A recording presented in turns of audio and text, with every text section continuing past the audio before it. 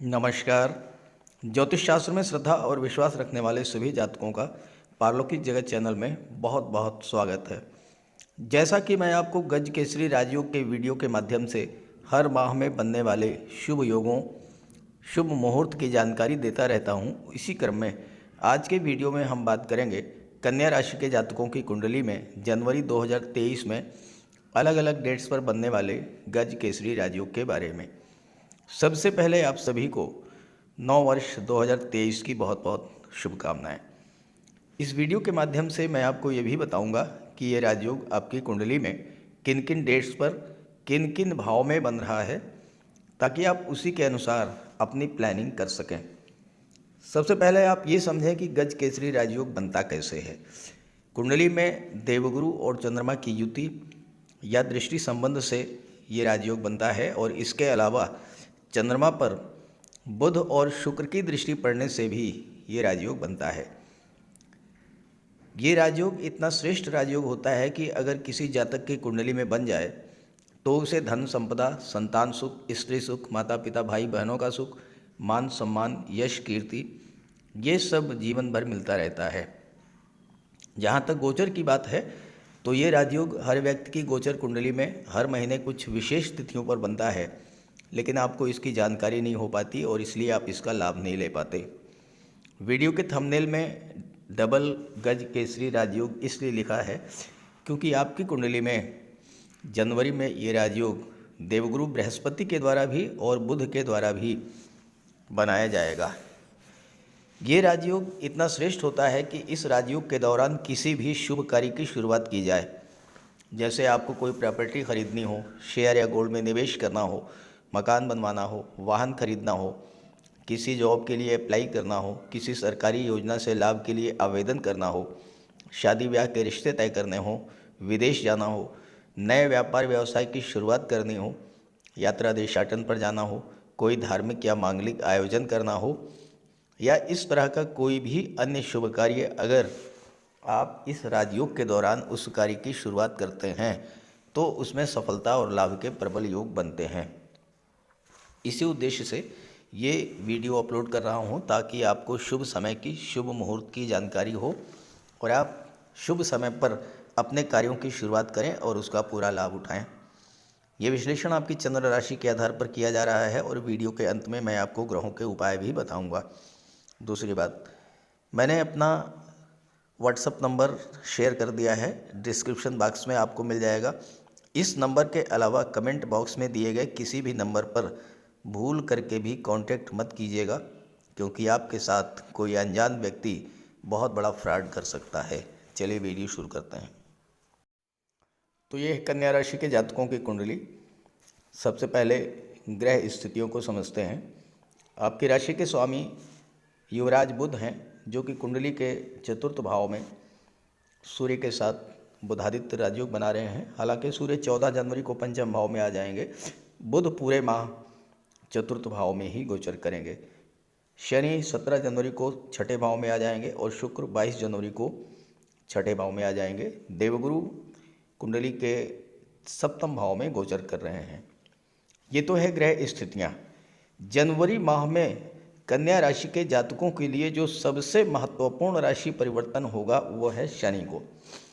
शनिदेव 17 जनवरी को राशि परिवर्तन करेंगे। राशि परिवर्तन करके कुंभ राशि में गोचर करेंगे, और जैसे ही शनिदेव कुंभ राशि में गोचर करेंगे, कन्या राशि के जातकों के जीवन से पनौती की समाप्ति हो जाएगी। कन्या राशि के जातक पिछले 2.5 वर्षों से शनि की पनौती झेल रहे थे, और इन 2.5 वर्षों में कन्या राशि के जातकों ने जितना कष्ट झेला होगा उतना तो शायद 7.5 या ढैया की स्थिति में भी नहीं झेला होगा, क्योंकि पनौती ढैया और 7.5 से भी खराब होती है। शनि की पनौती जब आरंभ होती है तो सबसे पहले व्यक्ति के कामकाज पर प्रभाव पड़ता है, क्योंकि शनि कर्म के कारक हैं। तो पहली बात तो किसी काम में मन ही नहीं लगता, और आधे अधूरे मन से किसी काम को शुरू भी कर दिया तो इतनी ज़्यादा विघ्न बाधाएं, इतनी परेशानियां आती हैं कि आदमी थक हार करके उस काम को ही छोड़ देता है। और आपके साथ यही हुआ होगा।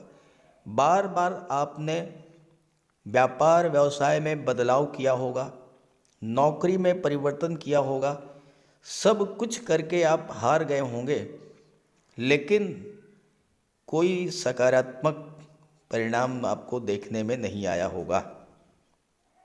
क्योंकि शनि जो हैं वो कर्म के कारक हैं, कर्म को प्रभावित करते हैं। आपके काम काज को एकदम से बांध के रख दिया होगा पिछले 2.5 वर्षों में। और अगर ऐसा हुआ हो तो ज़रूर कमेंट कीजिएगा, ताकि आपके साथियों को, आपके मित्रों को भी शनि के पनौती के प्रभाव के बारे में जानकारी हो पाए। शनि जब पंचम में थे, शनि की दृष्टि सप्तम भाव पर पड़ी, तो दाम्पत्य जीवन में भी बहुत अच्छा नहीं रहा होगा।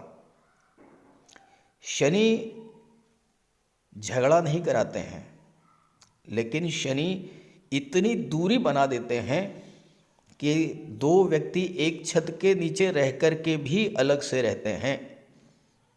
इतनी अधिक व्यवहार में रूखापन ला देते हैं, इतना अधिक एक दूसरे से दूरी बना देते हैं। आदमी अपनी ही परेशानियों में इतना उलझा रहता है कि घर परिवार की ओर से भी वो उदासीन हो जाता है। ये होता है पनौती में। शनि की दृष्टि 11वें भाव पर पड़ी, हर तरह का लाभ बाधित हुआ होगा। फाइनेंशियल क्राइसिस की स्थिति आई होगी, धन का संचय नहीं हुआ होगा, किसी को आपने पैसा दे दिया, वो पैसा आपका डूब गया होगा, पैसा वापस नहीं मिला होगा। शनि पंचम में थे, पंचम भाव शिक्षा प्रतियोगिता का होता है। कन्या राशि के वो जातक जो प्रतियोगी परीक्षाओं की तैयारी कर रहे थे, उनको भी कोई विशेष सफलता नहीं मिली होगी। और शनि चूंकि आलस्य के कारक हैं, अंधेरे के कारक हैं, रोगों के कारक हैं, तो शनि जन्य रोगों से भी आपको परेशानी झेलनी पड़ी होगी। जोड़ों का दर्द, घुटनों का दर्द, आर्थराइटिस की प्रॉब्लम, पिंडलियों का दर्द, ये सब समस्याएं आपके साथ आई होंगी। और सबसे बड़ी बात तो ये है कि भूमि भवन संबंधी कार्य प्रभावित हुए होंगे, धन का संचय नहीं हुआ होगा, और परिवार में भी बहुत अच्छा नहीं रहा होगा। लेकिन अब स्थितियां बदलने जा रही हैं। शनि जैसे ही कुंभ राशि में गोचर करेंगे, स्थितियां बदल जाएंगी। 17 जनवरी को शनि का गोचर अपनी मूल त्रिकोण राशि कुंभ राशि में होगा और शनि कुंडली के 6ठे भाव में गोचर करेंगे। शनि की दृष्टि अष्टम भाव पर पड़ेगी। अष्टम भाव क्या होता है? आयु का होता है। शनि आयु के कारक हैं, आपकी आयु में वृद्धि करेंगे। चूंकि शनि के साथ शुक्र भी हैं, तो अष्टम भाव से गुप्त विद्याओं, गुप्त रहस्यों, गुप्त धन का विचार किया जाता है। गुप्त धन की प्राप्ति होगी। शुक्र धन के भाव के स्वामी हैं, धन का संचय होगा और धन का निवेश भी होगा। वो पैसा जो कि किसी परिश्रम से आप अर्जित करते हैं, वो आपके दूसरे भाव से, और जो पैसा बिना किसी परिश्रम के मिल जाए, उसका विचार 8वें भाव से किया जाता है। शनि की दृष्टि पड़ने से आपको लॉटरी से, शेयर से, कोई पैतृक संपत्ति, वसीयत से, इंश्योरेंस के क्षेत्र से, या फिर गवर्नमेंट रिटायर्ड पर्सन है तो आपकी पेंशन, ग्रेच्युटी फंड, इन सब का पैसा आपको मिल सकता है। शनि की दृष्टि 12वें भाव पर पड़ेगी तो 12वें भाव से संबंधित जो समस्याएं अभी तक आ रही थीं वह समाप्त होंगी।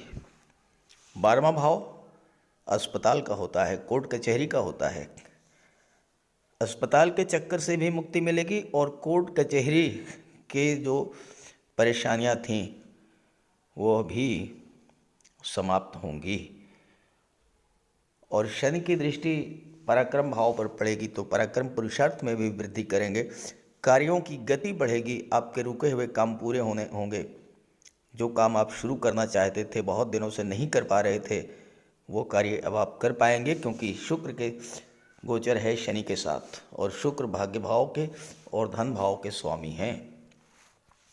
जनवरी के महीने में शनि और शुक्र पूरे महीने एक साथ रहेंगे, पंचम भाव में भी और छठे भाव में भी। और जब शनि और शुक्र एक साथ होते हैं तो एक दूसरे के प्रभाव को बहुत अधिक बढ़ा देते हैं। तो धन का भी लाभ होगा, कार्यों को भी गति मिलेगी, धन का भी संचय होगा और जो पिछली परेशानियां थीं वो दूर होंगी। सूर्य और बुध का बुधादित्य योग चतुर्थ भाव में पड़ रहा है और सूर्य बुध की दृष्टि दशम भाव पर पड़ रही है। तो जॉब, करियर और प्रोफेशन के मामलों में भी अब स्थितियां आपके अनुकूल हो जाएंगी। और 14 जनवरी को जैसे ही सूर्य पंचम में गोचर करेंगे, शिक्षा प्रतियोगिता के क्षेत्र में भी आपको सफलता मिलने लगेगी।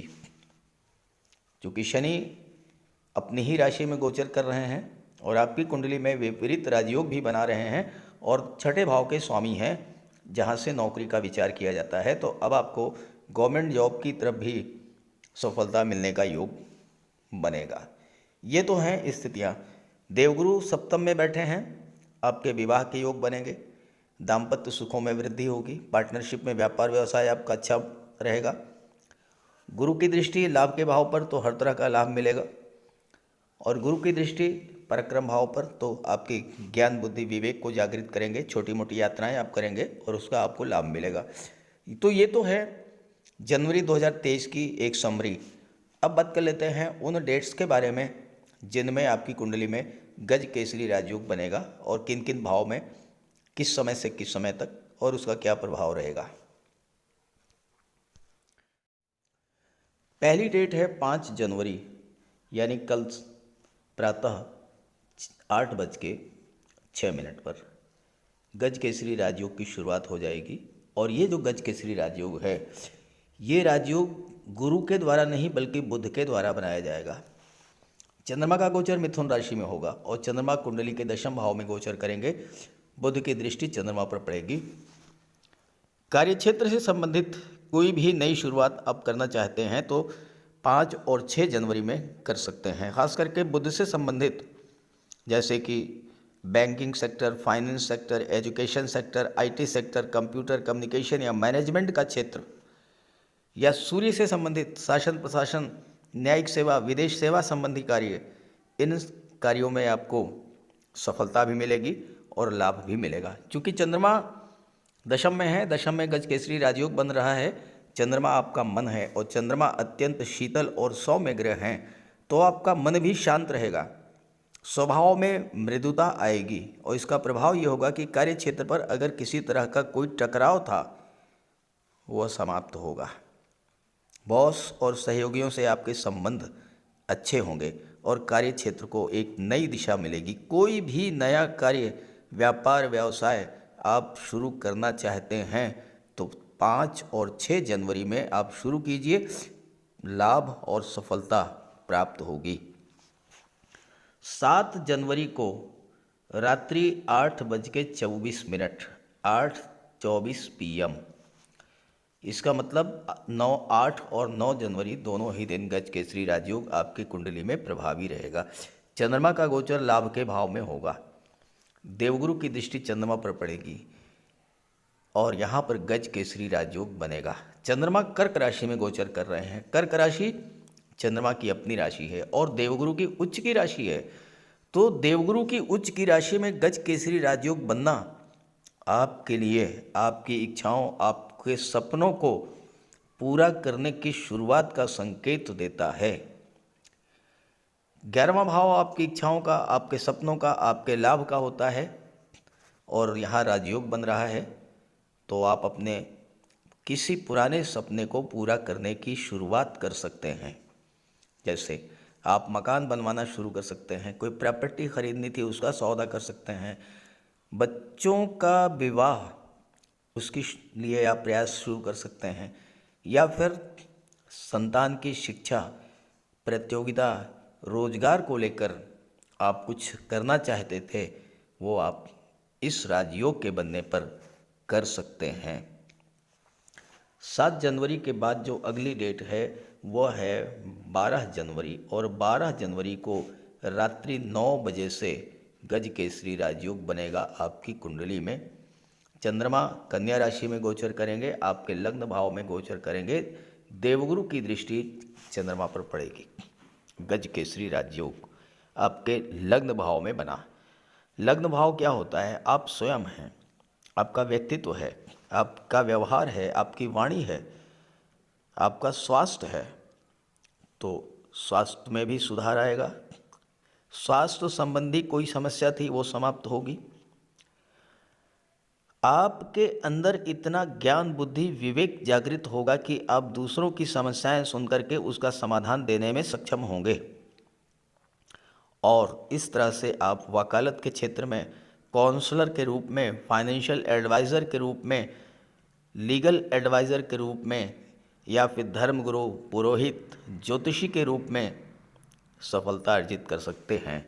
और 12 जनवरी के बाद जो अगली डेट है वो है 17 जनवरी।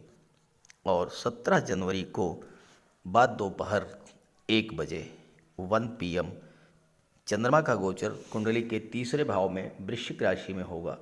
देवगुरु की दृष्टि पड़ेगी और यहाँ पर गज केसरी राजयोग बनेगा। कम्युनिकेशन के क्षेत्र में, ऑनलाइन बिजनेस जो करते हैं, ऑनलाइन जॉब जो लोग करते हैं, उनके लिए ये समय बहुत अच्छा रहेगा। कम्युनिकेशन से संबंधित, ऑनलाइन जॉब से संबंधित, ऑनलाइन बिजनेस से संबंधित कोई भी कार्य आप करना चाहते थे वो आप शुरू कर सकते हैं। थर्ड हाउस छोटी मोटी यात्राओं का होता है, तो आप टूर एंड ट्रेवल से जुड़ सकते हैं, आप मार्केटिंग के क्षेत्र से जुड़ सकते हैं, आप मेडिकल रिप्रेजेंटेटिव हो सकते हैं। इस तरह का आप कर सकते हैं। और 17 जनवरी के बाद जो राजयोग बनेगा वो बनेगा 25 जनवरी। और 25 जनवरी का जो राजयोग है ये 2:29 बाद दोपहर से शुरू होगा और अगले 54 घंटों तक प्रभावी रहेगा।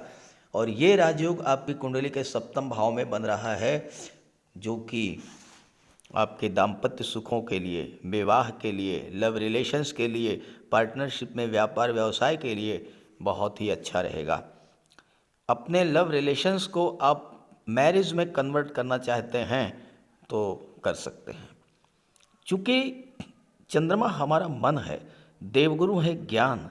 जब हमारे मन में ज्ञान बुद्धि विवेक जागृत होता है तो हम ये समझ पाते हैं कि कहाँ पर हमारी कमी है, हम क्या गलती कर रहे थे जिसकी वजह से दाम्पत्य जीवन में तनाव की स्थिति बनी। और जब हम ये समझ जाते हैं, दूसरों की बात को सुनते हैं, समस्या अपने आप समाप्त हो जाती है। चाहे वो फैमिली लाइफ में हो, लव रिलेशंस में हो या पार्टनरशिप में हो, तो तीनों ही दृष्टि से ये समय बहुत अच्छा रहेगा। तो जनवरी के माह में जिन जिन डेट्स में गज केसरी राजयोग बन रहा है उस पर मैंने चर्चा की है। आप इन डेट्स में किसी भी शुभ कार्य की शुरुआत करें, उसका रिज़ल्ट देखें, कमेंट करें, रिज़ल्ट आपको बहुत अच्छा मिलेगा। साथ ही साथ चंद्रमा और देवगुरु का उपाय भी करें। चंद्रमा के लिए तो भगवान भोले शंकर की उपासना करें, सोमवार के दिन दुग्ध अर्पित करें भगवान भोले शंकर को। और चंद्रमा के लिए पूर्णमासी के दिन चंद्रमा को अर्घ्य दें। जहाँ तक गुरु की बात है तो बात कर लेते हैं विस्तार से उपायों पर। कुंडली में देवगुरु बृहस्पति का बहुत ही महत्वपूर्ण स्थान है, क्योंकि देवगुरु कुंडली के पंचम और नवम भाव के कारक होते हैं। पंचम भाव से संतान का विचार किया जाता है, शिक्षा का विचार किया जाता है, और नवम भाव से भाग्य का विचार किया जाता है। गुरु ग्रह भाग्य के लिए जिम्मेदार माने जाते हैं और किसी भी कार्य की सफलता के लिए देवगुरु का मजबूत होना बहुत ज़रूरी है। जब कुंडली में देवगुरु मजबूत होते हैं तो भाग्य का साथ मिलता है, जिस काम में हाथ डालते हैं वो सफल होता है, विवाह समय से होता है, शिक्षा अच्छी मिलती है, गुरु की कृपा रहती है, धन की प्राप्ति होती है। तो देवगुरु के लिए कुछ उपाय बताने जा रहा हूँ, उपाय ज़रूर कीजिएगा। अगर आपकी जन्म कुंडली में गुरु कमज़ोर स्थिति में है तो आपको गुरुवार का व्रत करना चाहिए। स्नान करते समय जल में आधा चम्मच हल्दी डालकर स्नान करें। स्नान के बाद पीले रंग के वस्त्र धारण करें और साथ ही साथ केसर या हल्दी का तिलक लगाएं और गुरुवार के दिन भगवान विष्णु की उपासना करें। घर में केले का एक वृक्ष लगा लें, उसकी पूजा करें, उसकी सेवा करें। भोजन में चने के बेसन, चीनी और घी से बने लड्डू का सेवन करें और अपनी क्षमता के अनुसार पीले वस्त्र, हल्दी, शहद, धार्मिक पुस्तकें, इन सब का दान कर सकते हैं। अगर गुरु ग्रह कमज़ोर है तो पुखराज धारण करें, लेकिन इसके लिए किसी योग्य ज्योतिषी की सलाह ले लें। माता पिता, गुरु और बुज़ुर्गों का सम्मान करें, उनकी देखभाल करें और उनका आशीर्वाद प्राप्त करें। साफ सफाई रखें, गुरु की सेवा करें और दही और चावल गरीबों को खिलाएं। किसी गरीब को, किसी दिव्यांग व्यक्ति को भोजन कराएं। किसी वृद्धाश्रम में जाकर के वृद्धों के साथ कुछ समय बिताएं, उनकी समस्याओं को जानें, समझें। कोई ज़रूरी नहीं है कि आप धन से ही सहायता करें, तन और मन से भी आप मदद कर सकते हैं दूसरों की, और ऐसा करने से देवगुरु अत्यंत प्रसन्न होते हैं। और जब देवगुरु बलवान होंगे तो आपको पूरा लाभ मिलेंगे। तो ये उपाय करके देखिएगा, लाभ होगा। कमेंट करके बताइएगा ताकि आपके साथियों को भी इसका लाभ मिल सके। नमस्कार।